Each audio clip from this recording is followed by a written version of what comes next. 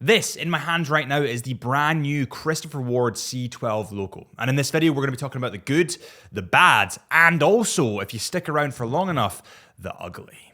Welcome back to the Chisholm Hunter channel. My name is Harrison, as always. And before we start this video, if you could do me a huge favor, hit that subscribe button to help a watch nerd out. And also, we have a couple of giveaways coming real soon, so it'd be good for you to get involved in them. I'd really appreciate it.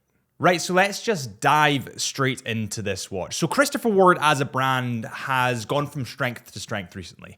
They are definitely on the radars of a lot more people, and they're making their way into the more mainstream watches, I would say, which is pretty incredible for a British watch brand in an industry that's dominated by the Swiss. And it wasn't until just after COVID, maybe 2 years after COVID, that I think Christopher Ward really exploded onto the scene. And I think the 12 really helped them get there. Now, since the success of the 12, they've gone down the more horology route, making more complicated stuff like the Bel Canto, a couple of other models, and now they've given us this. And this kind of technique of balancing style and design and horology, or kind of the movement side of things, is actually quite a common technique used in the industry. And I'll give you an example here. IWC about 2 years ago released their IWC Engineer. It was the relaunch of the Engineer 40, and it was a massive success. The next year, they didn't release any new Engineers apart from one boutique exclusive, but it wasn't at Watches and Wonders. But instead, they honed in on the Eternal Calendar. They showed the world what they can do. And that's the kind of balance there. You release something that you know will sell because the design's awesome, and then you balance it with, look at what we can do in our watches. And that is exactly what Christopher Ward have done here. So without further ado, because my ADHD's doing what ADHD does, let's dive into the specs of this watch. And honestly, you're going to want to stick around till the end here because the movement and some of the details in this thing, it's really good.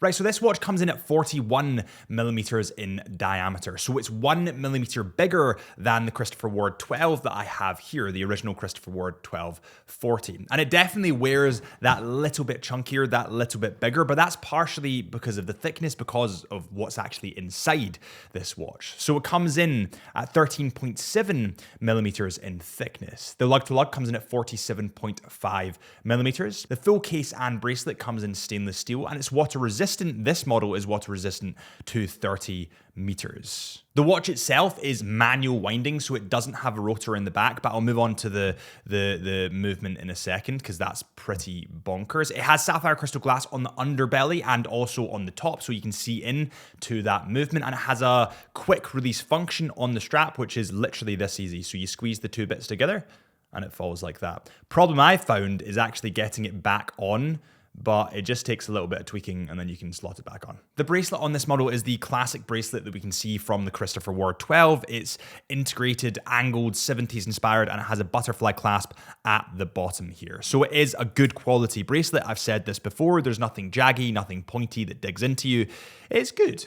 And now we look at the dial on this watch. So the generic color that you have in the dial here is this kind of anthracite gray / black. I would say it's more gray actually. And the linings and kind of indices and accents of this watch are all in silver. Now that does stand out quite nicely to that kind of dark gray anthracite color. This dial looks very futuristic, but what I would say about the dial is it's bloody hard to read the time. With that said, I think that if you were buying a watch like this for the movement, realistically, you don't really care about the time. You know, the time comes after looking at the movement. So that isn't honestly a criticism. Some watches just hone in more on the horology elements rather than the actual time elements. And I think that's what they've done here. And that's, yeah, by no means a criticism. It's just that people that are buying this watch are a lot more interested in how the movement looks than reading the actual time. But I'd love to know your thoughts on that in the comments at the moment, because I do think there's a space for brands to,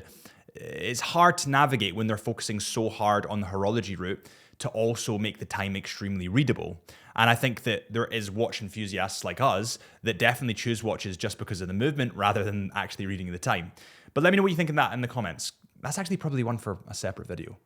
Yeah, I'll get back to you on that. Also on the dial, what you can see is they have screws on the right and the left-hand side, and that gives it kind of a futuristic feel. But what it drives my ADHD a bit mad here, my OCD as well.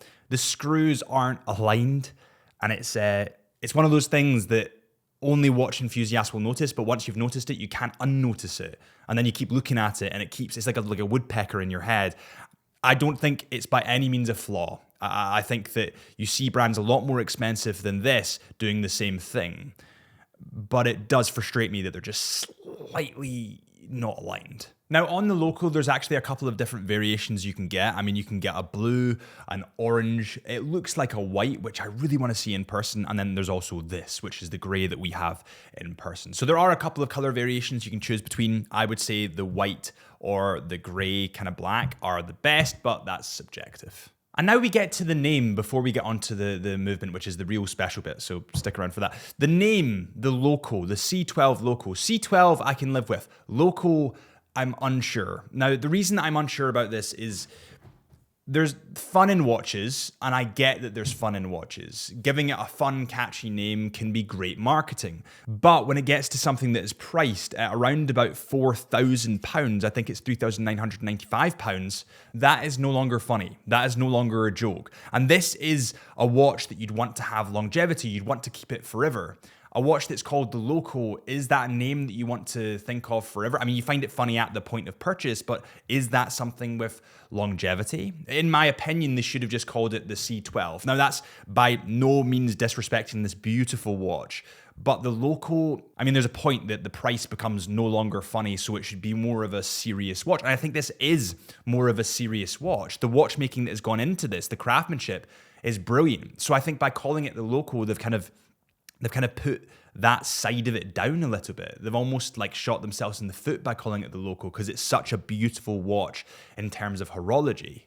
And now for the movement on this watch, and this is where it excels. This is where all my slight tweaks and nitpicks dissipate because it's insane. This has the brand new in-house movement, the caliber CW-003. Of course, this is manual winding. It has 29 joules, beats at a frequency of 28,800 VPH, is -0 to +7 seconds per day in terms of timing tolerance, and it has 144 hours of power. And that right there totally justifies how thick it is.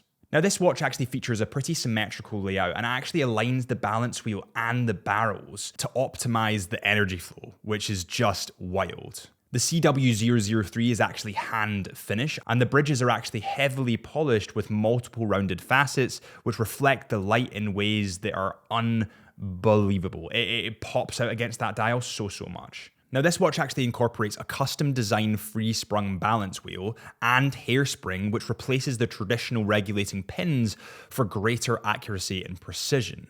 Now, there's actually a quote from Mike France here, who's the CEO of Christopher Ward, and actually he's been on the Into the Mind podcast, which is my personal podcast, so head to the Into the Mind podcast if you want to hear me talking to cool people. But his quote is this: "Creating our own free-sprung balance wheel was a major undertaking, but nothing less would do. We needed a custom solution to achieve the level of precision and visual clarity this watch demands."